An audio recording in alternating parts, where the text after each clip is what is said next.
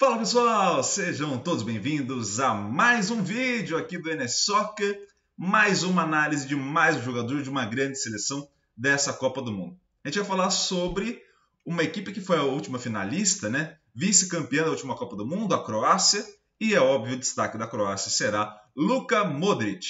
E antes da gente começar a análise, eu vou pedir para vocês o de sempre. Deixa o like aqui no vídeo, também compartilha com o máximo de gente possível, isso ajuda demais o canal na divulgação. Para além disso, também se inscreva no canal, ative o sininho e principalmente deixa teu comentário aqui embaixo o que você acha do Modric, o que você acha dessa equipe da Croácia. E também, poxa, Iago, tem alguns jogadores que você ainda não fez análise, adoraria que você fizesse. Deixa o nome aqui embaixo, a gente vai tentando produzir aquilo obviamente que a gente puder, mas também fica de ideia também para depois da Copa do Mundo ou ao longo da Copa do Mundo fazer vídeos extras. Sempre bom contar com a tua ajuda para a gente produzir os conteúdos aqui do NS Soccer, combinado? Então a gente vai para a vinheta e na volta mais Luka Modric aqui no NS Soccer.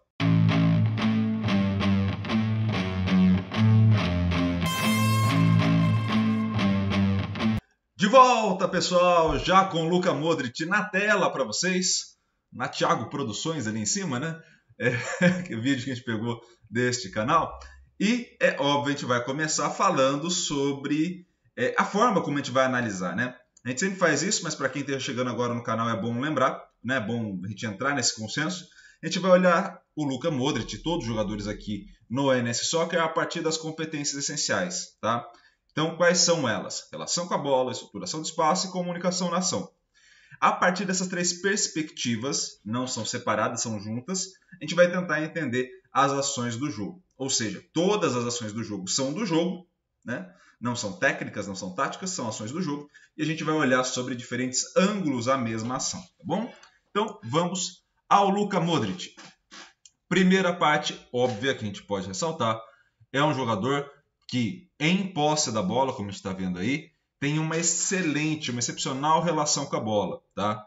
Seja pela finalização ou pelos passes, ele vai ter essa capacidade muito elevada de relação com a bola. Ou seja, ele em posse da bola geralmente toma as melhores decisões, tem um bom posicionamento corporal, então ele consegue fazer com que o controle de bola dele permita ele executar as melhores ações e, obviamente, a gente está falando de um jogador muito bom, principalmente a gente pode olhar isso nas ações de passe, nas ações de finalização, a gente pode olhar isso de uma maneira muito clara.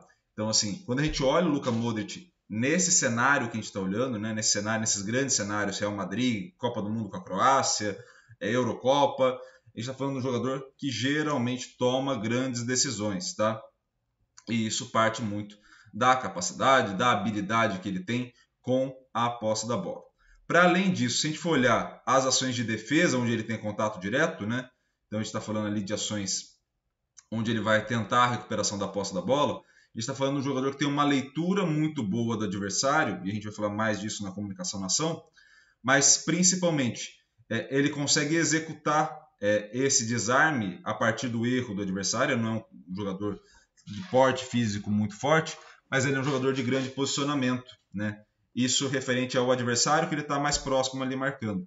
Isso permite com que ele consiga um bom índice de desarme. Não vai ser a principal característica do jogo que vai chamar a atenção, mas ele consegue isso. Então ele contribui também na fase defensiva com grandes desarmes. Não é o grande forte dele, né? Obviamente, comparado com as outras habilidades, por exemplo, um passe, o desarme não vai ser o grande forte, mas é um jogador que, para a posição dele, para o meia central, permite com que a equipe recupere algumas bolas e construa jogadas. Você pode ver que a maioria dos desarmes ali que vão aparecer, a equipe dá sequência, ou seja, o desarme é quase como se fosse um passe inicial ali, que ele consegue intervir na bola e já colocar ou para um companheiro dele, ou para um jogador mais próximo ali, ou até mesmo para ele mesmo continuar a ação numa condução. Então ele consegue isso de uma maneira mais tranquila e isso permite com que a equipe prossiga em campo e faça jogadas. Então esse é um primeiro ponto e um ponto muito importante, né?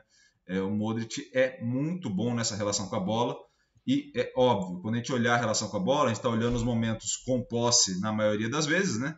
Como é o caso ou do desarme, ou até mesmo do passe, né, que a gente falou há um tempo atrás, mas também a gente pode olhar nos momentos sem a posse da bola. Então, a forma como ele se posiciona para receber essa bola. E ele é um jogador muito voluntarioso nesse sentido, né?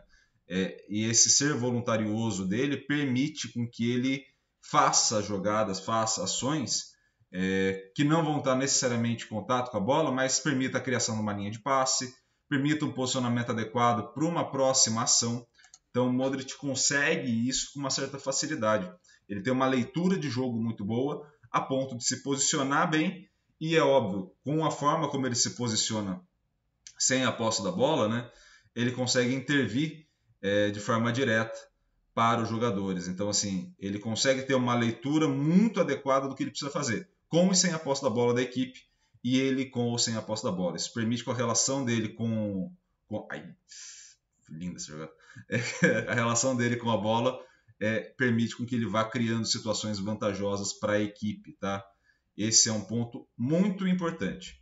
E aí vamos olhar agora para a estruturação do espaço, também é outra perspectiva. Então a gente está olhando as mesmas ações sobre diferentes perspectivas, tá?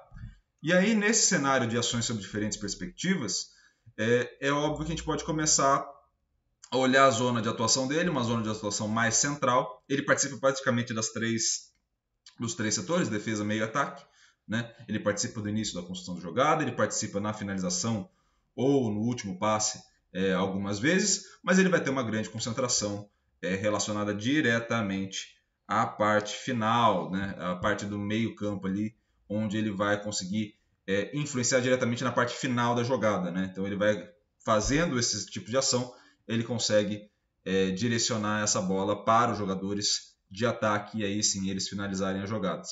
Então ele vai ter uma atuação muito voltada à parte central, mas ele pode atuar também um pouco mais à frente quando necessário ou um pouco mais atrás também quando necessário, a depender da demanda de jogo que for aparecendo, né?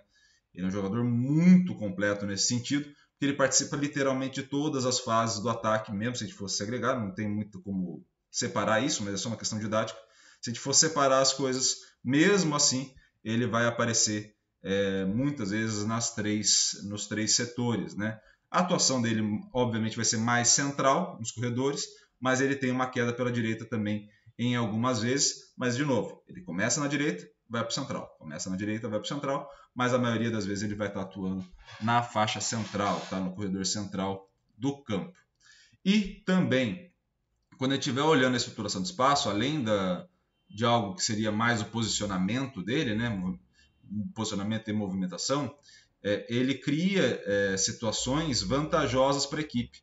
Então, o posicionamento dele permite com que a equipe saia de alguma zona de pressão, justamente pela capacidade que ele tem dessa leitura adequada de posição, não só em relação a posicionamento em campo, né? Se ele estivesse falando como meia central ou algo do tipo, né? Da posição que ele vai exercer, mas principalmente pela capacidade que ele tem de leitura e posicionamento adequado, até para dar um ângulo, uma distância e ângulo para os passes acontecerem, seja ele recebendo essa bola ou seja ele também distribuindo essa bola. Então perceba como ele vai se posicionando de maneira adequada, com ou sem a posse da bola, né, para receber e para dar sequência. E isso permite com que a equipe vá avançando.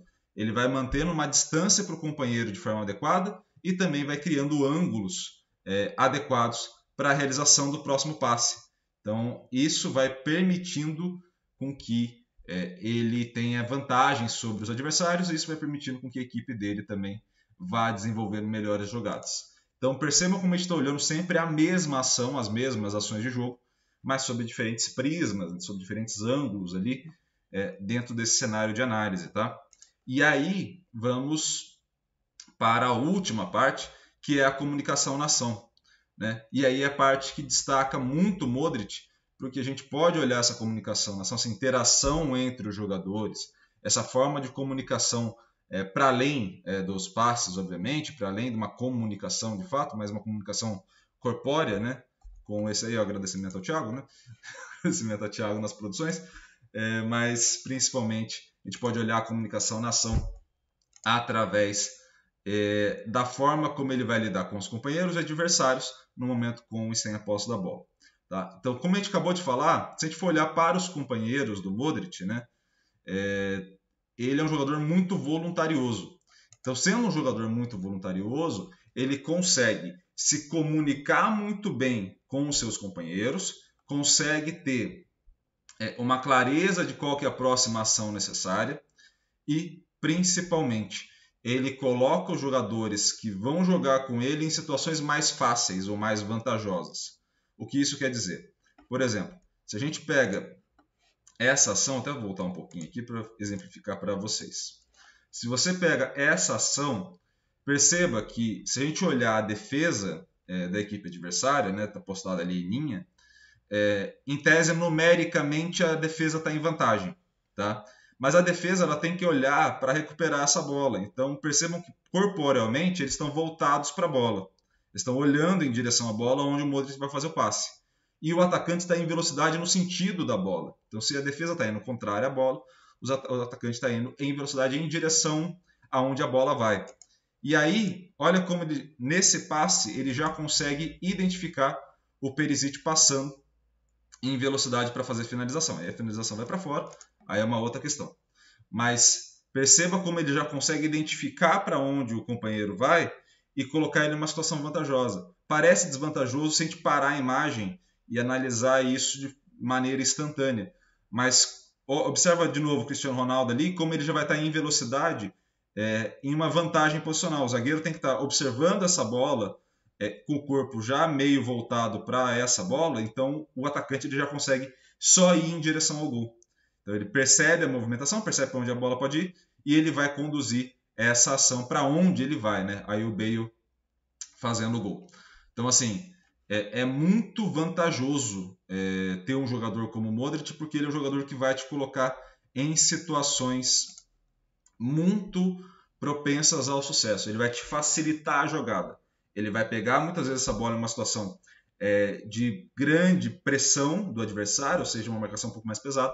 Ele vai conseguir, seja no domínio e na condução, uma condução mais curtinha, para tirar o jogador adversário daquela ação, ou seja, numa ação rápida de passe, uma ação rápida de drible, ele vai conseguir fazer com que essa equipe avance, que essa equipe tenha uma situação melhor. Situação de pressão, ele vai conseguir. Situação de pressão de novo, mais tranquilo. Situação de pressão de novo, ele já com a condução consegue se colocar numa situação de menor pressão. Então, situação de pressão, ele já vai conseguir identificar um jogador na área em situação mais vantajosa. De novo, situação de pressão, ele vai fazer o drible e aí vem a falta. Então, assim, percebam como ele vai buscar uma situação subsequente muito mais vantajosa. Tá? Então, pensei que essa caneta que ele lança.